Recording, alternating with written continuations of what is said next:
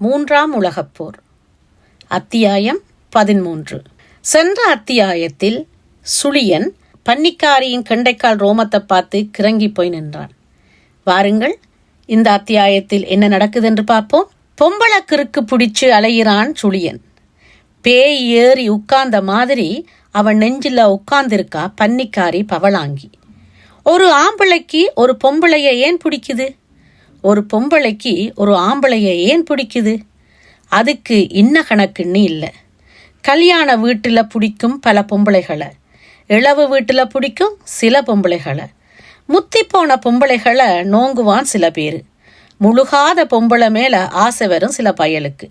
சில பேருக்கு மல்லிப்பூ, சில பேருக்கு கவிச்சி வாசம். வேர்வை பிசுக்கு இருந்தால் தான் வேகம் வரும் சில ஆம்பளைகளுக்கு. வீம்பு கட்டுற பொம்பளை மேலே வெறி வரும் சில பேருக்கு. ஒல்லியா இருக்கணும் சில பேருக்கு, ஓங்கு சாங்கா இருக்கணும் சில பேருக்கு. ஆம்பளை விரல் படாத பொம்பளை மேலே தான் ஆசை வரும் பல பேருக்கு. புழங்கின பொம்பளைகளைத்தான் வசதிம்பான் சில பேர். உன் பல்லு காவிக்கும் படந்த தேமலுக்கும் தான் ஆசைப்பட்டேன்னு நாட்டுப்பாட்டு இருக்கு நாட்டில். சுழியன் சொக்கி விழுந்து சுண்ணாம்பானது பன்னி மேல பவளாங்கி ஓங்கி உட்கார்ந்து நிமிர்ந்த ஆம்பளத்தனத்தில்.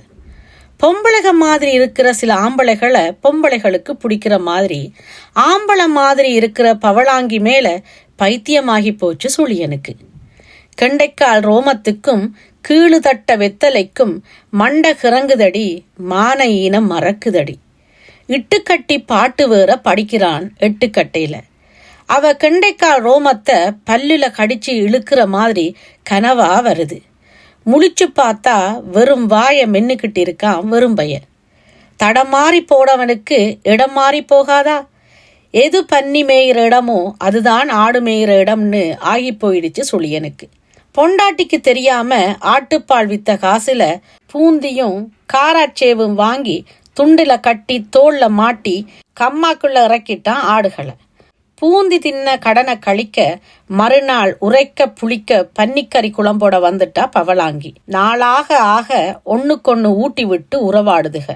ஆடு பன்னி இரண்டுக்குமே இறை இருக்கு வத்தி போன கம்மாயில. கம்மாக்கரம்ப மேல பொத்தக்கோரை முளைச்சு கிடக்கு. மேல இலை இருக்கும், கீழே கிழங்கு இருக்கும் பொத்தக்கோரையில. இலைய ஆடு தின்னட்டும், கிழங்க பன்னி தின்னட்டும்ங்கிற கருத்துல மேல எனக்கு கீழே உனக்கு இன்னும் சொல்லுக்குள்ள ஒரு சுகம் வச்சு இழுத்தான் சுழியன். இந்த வார்த்தை அதுகளுக்கு மட்டுமா இல்ல நம்மளுக்குமா? ஒரு சாராய பார்வை பார்த்து சுண்டி இழுத்தா பவளாங்கி. ரெண்டுக்கும் தான். மேல்கோரைய மேஞ்சு ஆடுக முன்ன போக பின்னுக்கு போற பன்னிக தரைய முட்டி ஒரு எம்பு எம்பினதுல கொத்தா வந்து விழுதுக கோரக்கிழங்குக. கம்மாக்கரையில ஆடுகளுக்கு குலை அறுத்துக்கிட்டு இருந்தான் சுழியன். கருவேல மரத்துல படர்ந்து பந்தல் போட்டிருக்கு ஊனாங்கொடி.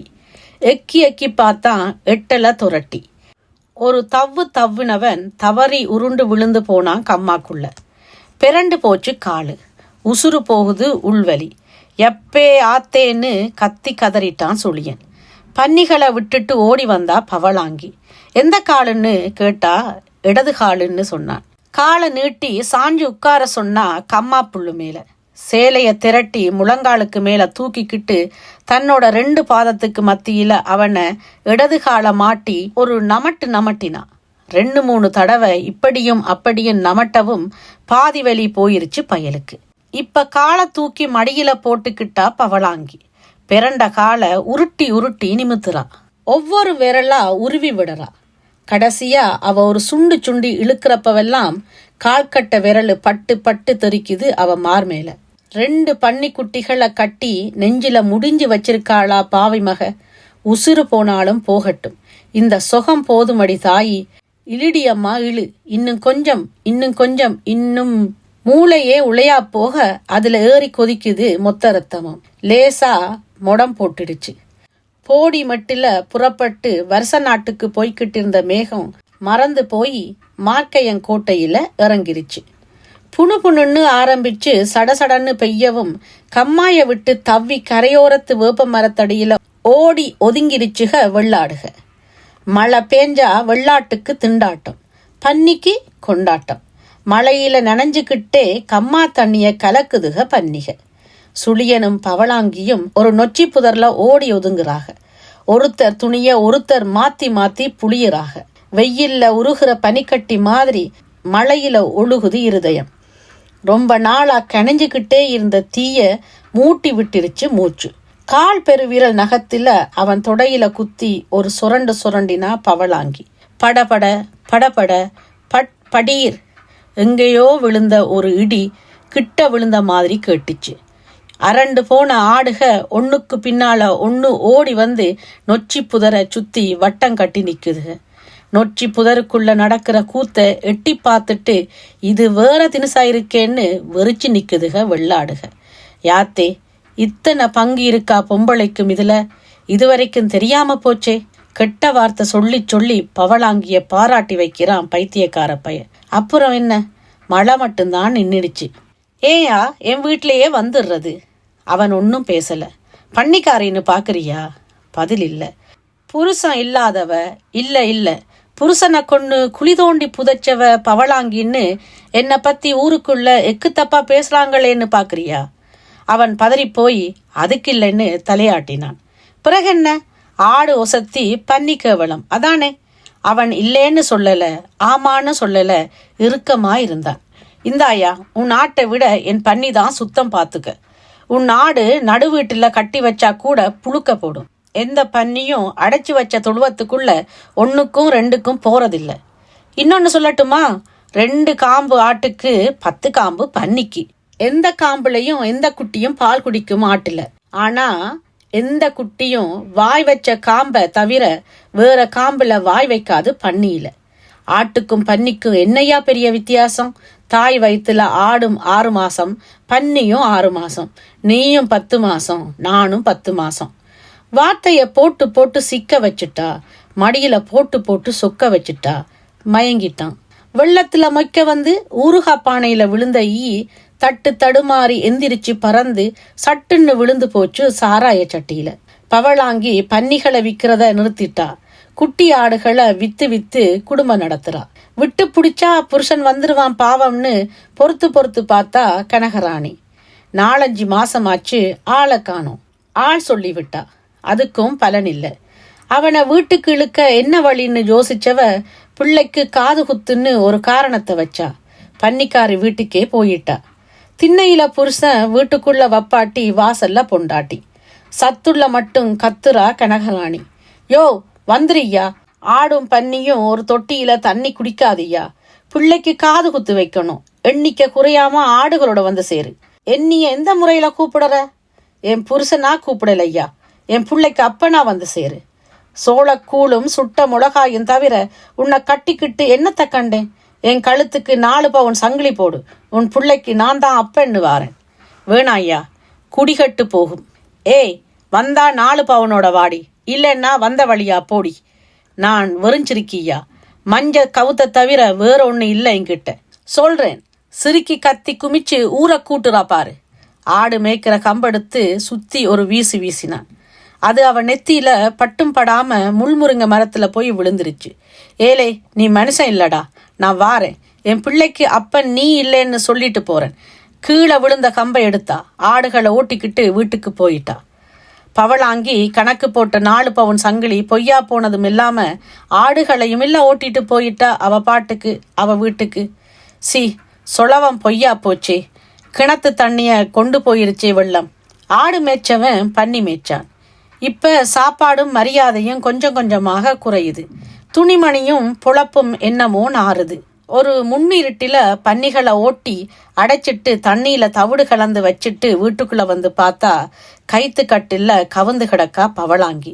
பிரட்டி போட்டா குப்புன்னு மூஞ்சில வந்து முட்டுது சாராய வாடை. இது என்னடி புது பழக்கம்? ஏதுடி சாராயம்? பன்னி ஏவாரி வந்தாரு, குடிச்சிட்டு கொடுத்தாரு.